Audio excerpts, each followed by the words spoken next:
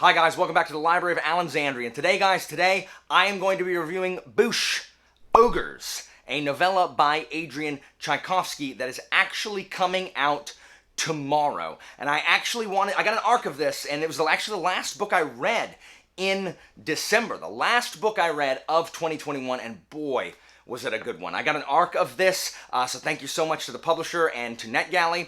And I wanted to wait on my review a little bit because of the nature of this book.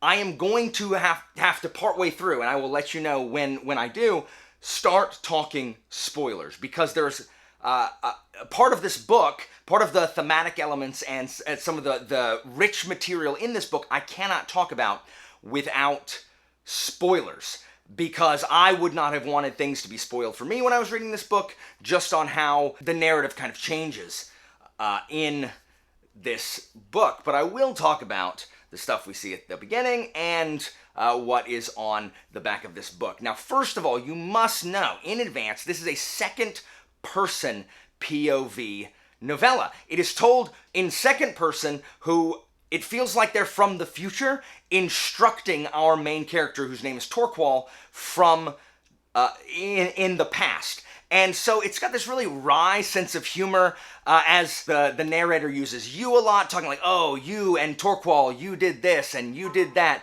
And part of what the narrator continues to tell us is that we are going to follow Torqual's hero's journey. So we know there's going to be this arc for Torqual, and that kind of foreshadowing kind of propels it forward. I really liked this. It was disorienting for maybe like the first 4 pages, because I hadn't read a novel in second person. And I know it bothers some other people who, may not have liked it as much, but I think it fits this story perfectly, because that hero's journey is central to what is going on here. And so don't let it bother you too much, but just be warned that that is there. I think the narrative voice is fantastic. Even though it is second person, the narrator definitely has a personality of their own. It feels like, it's kind of a sarcastic documentarian. And so the narrator talks a lot about comments on Torqual's general but overall harmless kind of rebelliousness, where, oh, he steals a pie off a windowsill or like a sweet or something, and the elders all cluck their tongues and you're like, oh, shame on Torqual, that rebellious kid. But secretly, deep down, they're either remembering when they were kids and they had this rebellious streak, or wish they had this kind of rebellious streak themselves. And that's just kind of a microcosm of Torqual's personality, because the premise of this book is that the humans are enslaved by the ogres. And the ogres are like twice the size of humans, and they have all of this other tech, like they have cars and airships, and they wear top hats and dress all posh, and so they serve as kind of like the manor lords of these little manor farms that the humans work on. And the overseers, the ogre overseers, come and check up, and they've got to pay their tribute and, make sure the output is what it's supposed to be.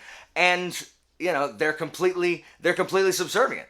Humans in this world, in addition, cannot eat meat. If they even touch raw meat or cooked meat, they break out in rashes. And so even here at the beginning, with the second person POV and the wry narrator's voice, and commenting on Torqual's rebelliousness, and the elders, kind of finding it, they find it endearing that Torqual is just, oh, you kid. And it just takes on this sinister quality when talking about the masters, who are the ogres.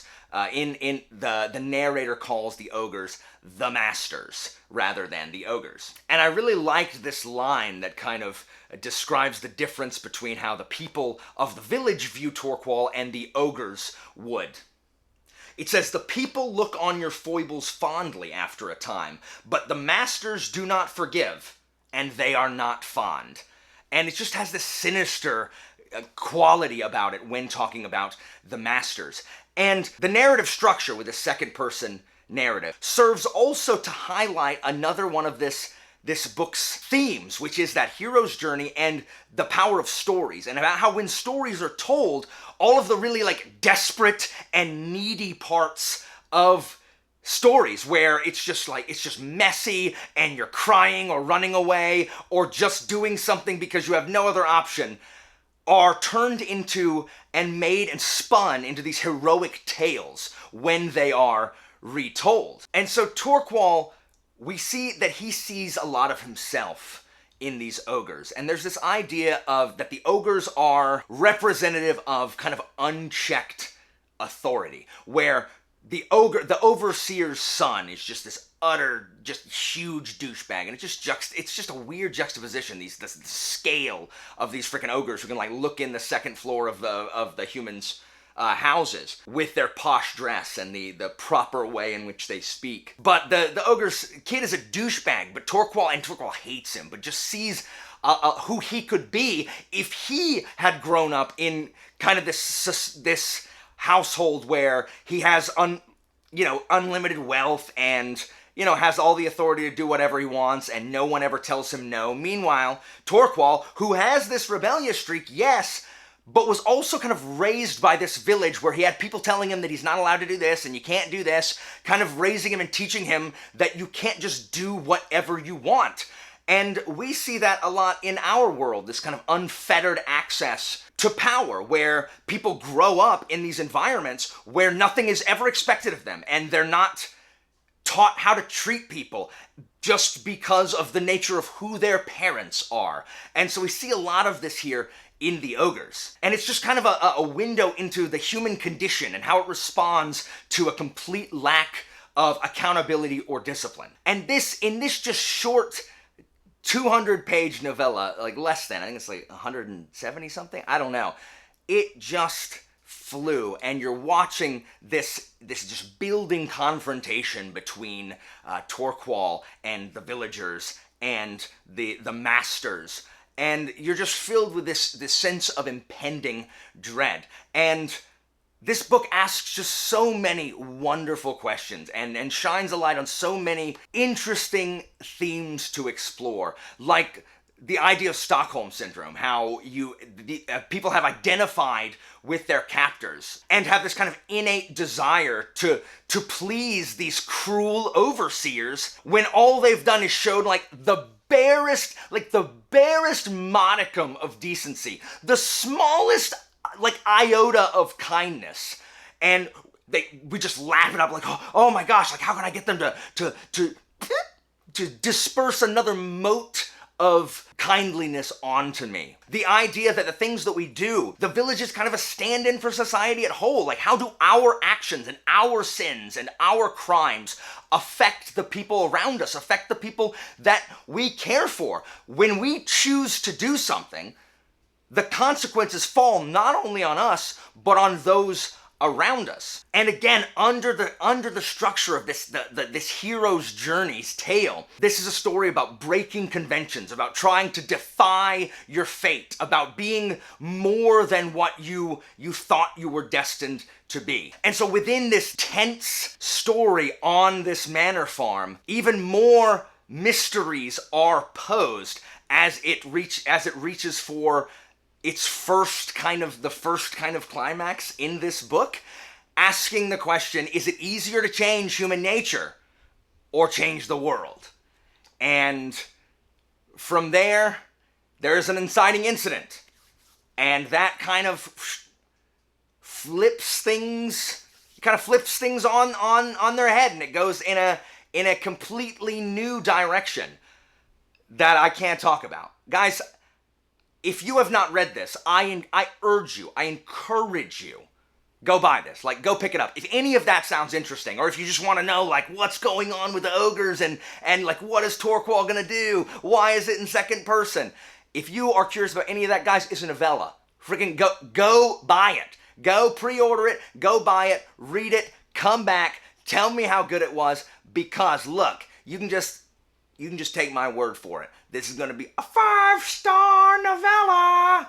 So you don't even have to watch to the end to know that. But for those of you who have read this, or after you've taken my advice, gone and purchased it, and are coming back, this next section is for you. So I'm going to give you a second to depart, and now I'm going to talk about spoilers and all of the things that come with this sort of second part of the novella. So as we move out of the village and into the ogre cities, where we have even more questions than answers, and I'm certain this was an intentional thing to kind of shine the light on some current modern day issues that we're facing, especially when it comes to work and the average worker. Because here we see the humans in the cities are working in these ogre factories. And Tchaikovsky is asking the question because they are treated poorly.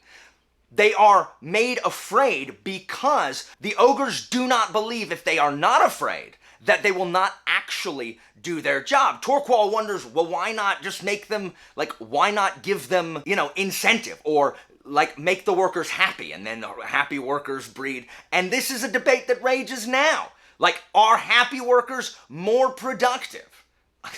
I would like to say that they are. But the ogres fear that happiness, because they feel that without that fear, without that external motivation keeping them going, will they continue to work? And in a lot of this, in just the established world order, or the status quo, we see Torquall trying to challenge it or come to grips with it, trying to figure out on how it got that way, and how people not only accept, even the humans, they not only accept the current order, but they actually agree with it. It's been that way for long enough, and they have just accepted that this is the way it is, that you just can't understand how people could not only exist in this kind of an order, but also agree with it and oppose Torquall for challenging it. And this is where Torquall's journey, as he's kind of taken in by the ogre, by the noble, the female ogre noble, whose name I forget at this moment, we see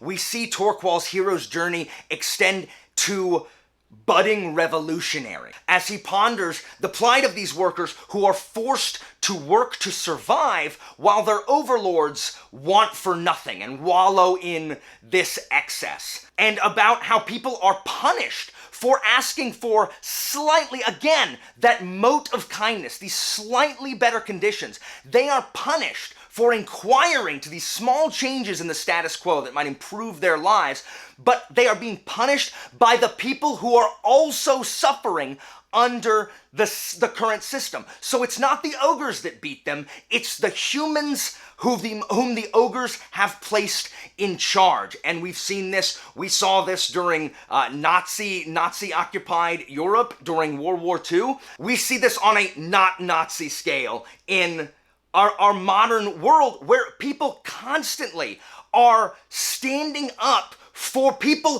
who do not have their best interests at heart. And it is mind-boggling.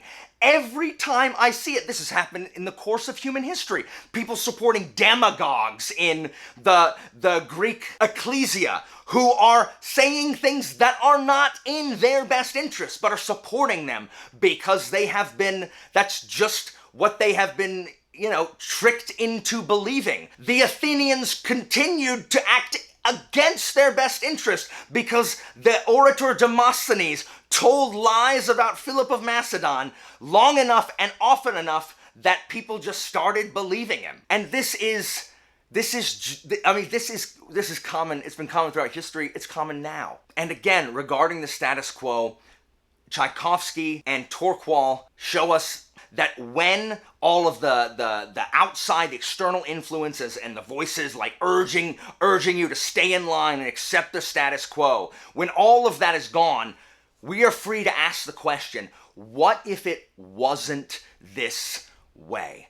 And this book is largely about what happens when no one asks that question. And guys, this resonates so much with me because I am constantly just railing against the injustices and the corruption of the world. And my wife is wonderfully tries to bring me down to earth and be like, there's nothing that Alan Walker, really can do about it. But just like Torquall, what bothers me is that there's all of this injustice and all of this corruption. And everyone's like, well, that's just the way it is. You can't do anything. You can't do anything about it. And sometimes I feel like the people around me, that we've just given up. And we don't ask, hey, what if life wasn't like this? What if society wasn't like this? What if it wasn't set up to where the people who profit from ill-gotten gains aren't in charge of watching out for people taking advantage of ill-gotten gains? What if it wasn't like this? What if we boldly tried to change things and make life better for most people? Guys, I got so worked up by reading this book because I am there. This is just a revolutionary, story about just a born revolutionary standing up and asking the question, what if it freaking wasn't this way? And so that is a large thematic element of this. And another one, and oh my gosh, just filled, guys, it's packed to the brim. As he learns the truth about the origin of the ogres and the origin of the humans and how everything got the way it was, we see this is a cautionary tale about unfettered scientific advancement. And we've seen this, and I was just about to say, this reminds me of stuff from the Shadow of the Apt books, and I was like, wait, he wrote those too, where in Shadow of the Apt, warfare is what continues to innovate technology until it just becomes this, all sorts of horrible, military innovations that just kill more and more people faster and faster and faster, and this, it's just like human history. And so while there is this kind of undercurrent of cautionary environmentalism where they used science to try to thwart an ecological disaster, we see not only the one side of, hey, we're in danger of destroying the planet, but the other side is when they do too much to try to stop it and ruin the world anyway with all of the scientific advancements that they were trying to do to stop the ecological disaster. When how far can it go before the cure is worse than the disease? And I just love watching the step-by-step process, the change in reasoning as she's talking to Torquall, as we see you justify one thing, and then you can justify this, and then you can justify this, how the people who volunteered, they took volunteers first to, enter this program to kind of save the world, to become less than, as the brilliant line calls them the paperback version of humanity. And not enough people volunteered. And so then that voluntary request now becomes compulsory. Because, oh guys, just think about how often you felt this. Well, it's not fair that all these people volunteered and then the people who didn't volunteer are selfishly living without consequence. Oh, we can't reward that kind of selfishness. And so then it becomes just about government control and trying to force this kind of fairness on people. Tchaikovsky really just is all over the place with these really interesting thought experiments. And again, mirroring our world, when all is said and done, sacrifice is for other people, not the people in charge. As you guys, we can agree that the people who are struggling in this this society and in this world, we live in a society. We're living in a society! Or in this world, are not the people at the top. They are fine. They are fine. The people who are making the rules, they are fine. They pass rules for me, they pass rules for you, they pass rules for everybody. They pass rules for all of us. These rules do not apply to them. These rules do not apply to them. And again, this triggers my Samuel Vimes bone, because one of my favorite qualities about Samuel Vimes is his absolute fury at the idea that the law functions differently depending on your socioeconomic status. And I hate to throw in a political buzzword because I hate politics, #politics is poison, but the law, to paraphrase Samuel Vimes, the law must function the same for everybody, or it isn't justice, it's tyranny. So after Torquall learns all this stuff, it's like Plato's cave. You can no longer go back to living a life before you knew all of this. And this is where now as we reach near the conclusion of this novella, Tchaikovsky starts asking even harder questions. He talks about the power of truth when it's finally exposed, because this is also a novel about information control. Because once that information gets out there, that's how Torquil can feed that revolution. Tchaikovsky asks about culpability in horrific events, about whether or not people who were not directly involved in horrific events can be complicit if they themselves, even though they weren't involved, they themselves later benefited from the horrific acts. Do they bear some of the guilt? Are they complicit? These are tough questions to ask, tough questions to answer. But my favorite question that he asks is at the end, and I've always pondered this, about how far does your revolution go? How far are you willing to go for the revolution? Because at the end, Torquil has brought the ogres, they are taking notice, but Torquil is still outgunned. But the ogres offer, he's been trained, he's almost he just looks like one of them. He is leading this human rebellion, and the ogres offer him a ceasefire. They say, hey, we'll let all your people live, all of your guys live, all the people in your army, we'll let all of them live. You can bring them back to your own farm. You'll have your own farm that you'll oversee. Everyone's gonna live. All your people, you can treat them as nice as you want. You can give them whatever you want. Because if you do not take this deal, we will utterly destroy you. And so, I talk about leading revolution all the time, like overthrowing an evil empire.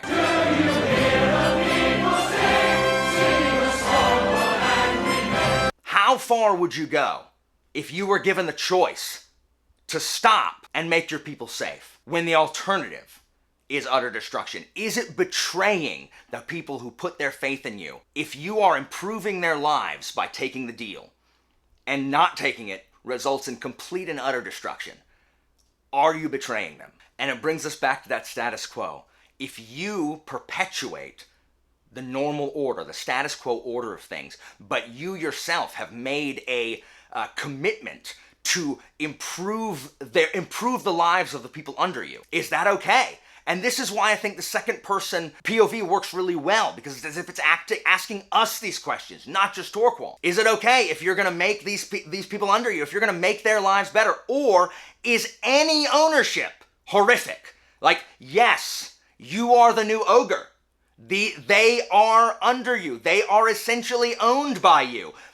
But under your care, their lives are far better than they would have been under anyone else. Is the very idea of ownership, even partially, repellent? And do you forfeit your whole cause the second you even consider ownership? If this offer even makes you stop for a second and consider owning the people who have put their faith in you, have you forfeited your cause? Is that enough to consider you a lost cause and a traitor to the very ideals you were fighting for, even if it's you're the one doing the owning, and you're gonna make their lives better? And then the book ends after Torquil makes a decision.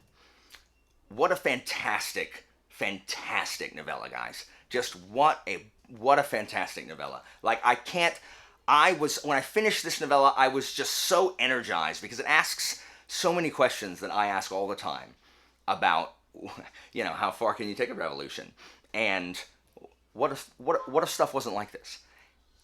It's absolutely phenomenal. Now, again, this isn't going to hit everybody the same way. I have not personally seen anyone not like this. I have seen people be like, Alan, I didn't like it as much as you. I know. No one has to tell me that, guys. Very few people like things as much as I do, especially when I'm effusive with how much I like it. But, guys, if any of what I said sounds interesting, you probably already read the book here. Guys, join me. Join my rebellion down in the comments, talking about how great this freaking novel is. I can imagine that there are some people who are going to take umbrage with some of the more political undertones with some of the issues because everybody has to make everything political. We can't just ask some questions. It has to be someone is someone is simping for this party or another. No, guys, y'all keep that out of my comments. I don't care.